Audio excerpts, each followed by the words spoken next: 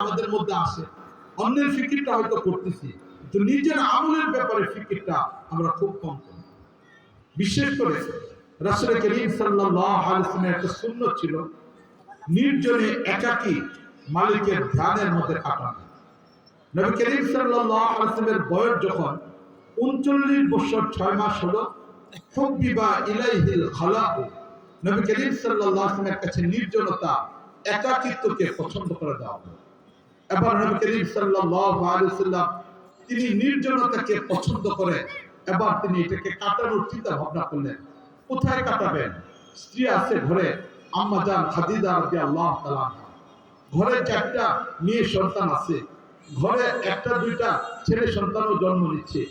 এমন একটা অবস্থায় নবী করিম সাল্লাল্লাহু আলাইহি ওয়াসাল্লামের জীবন, এদেরকে নিয়ে নবী করিম সাল্লাল্লাহু আলাইহি ওয়াসাল্লামের থাকতে হয়।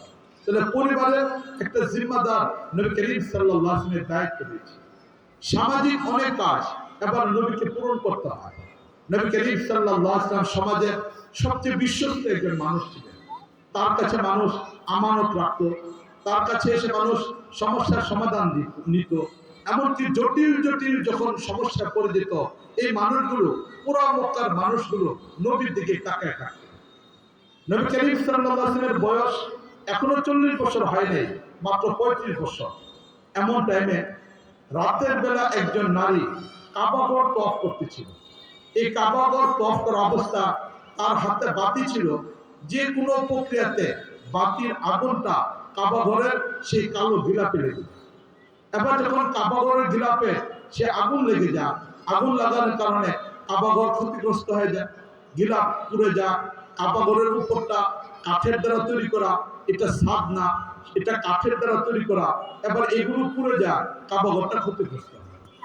মক্কার মানুষগুলো সিদ্ধান্ত নিল যে তারা আবার কাবাঘরকে পুনঃসংস্কার করবে। তখন নবী করিম সাল্লাল্লাহু আলাইহি ওয়াসাল্লামের বয়স 35 বছর চলমান। নবীর জীবনে 2বার কাবাঘর সংস্কার হয়েছে। একবার যখন নবী করিম সাল্লাল্লাহু আলাইহি ওয়াসাল্লামের বয়স নাবালেগ, তখনও প্রাপ্ত বয়স হন নাই, তখন একবার কাবাঘর সংস্কার হয়েছিল। তখন কাবাঘর সংস্কারে মক্কার মানুষগুলোর বিশ্বাস ছিল এটা যে আমরা সুদের সাথে সম্পর্ক, আমরা বিভিন্ন অন্যায়ের সাথে সম্পর্ক, কিন্তু এই কাবাঘরটা মালিকের ঘর, তাই আমরা সংস্কার করব 100% হালাল পয়সার দ্বারা।